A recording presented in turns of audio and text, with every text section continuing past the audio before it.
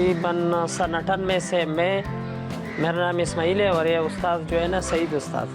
یہ سن 98 سے ہم نے ایجاد خود شروع کیا ہے، اور اللہ کی فضل و کرم سے اور اس علاقے کے لوگ جب آتے ہیں نا تو بہت پذیرائی ہم کو ملی ہے۔ اس میں ہم دہی اور میدا اچھا کوالٹی والا کوکنگ آئل جو ہے نا یہ اس میں ہم پکاتے ہیں، اور سادہ مٹھائی جو ہے نا تو دہی کی جگہ ہم پانی ڈالیں گے اور پانی میں ہم پھر اس کے ساتھ گھی ملا کے اس میں مٹھائی بنائیں گے نا، تو اسی وجہ سے ہم 350 روپے پہ بیچتے ہیں نا، اس سے سادہ جو ہے نا وہ 300 روپے پہ بیچتے ہیں۔ اس میں جو ذائقہ ہے نا یہ اللہ نے اس میں ڈالا ہے، اس میں ہمارا کوئی قصور ہو یا کوئی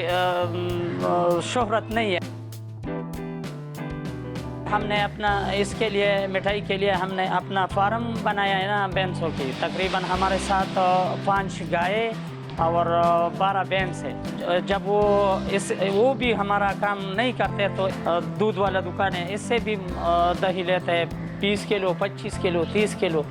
اور اپنا فارم کا دودھ جو ہے نا اس پہ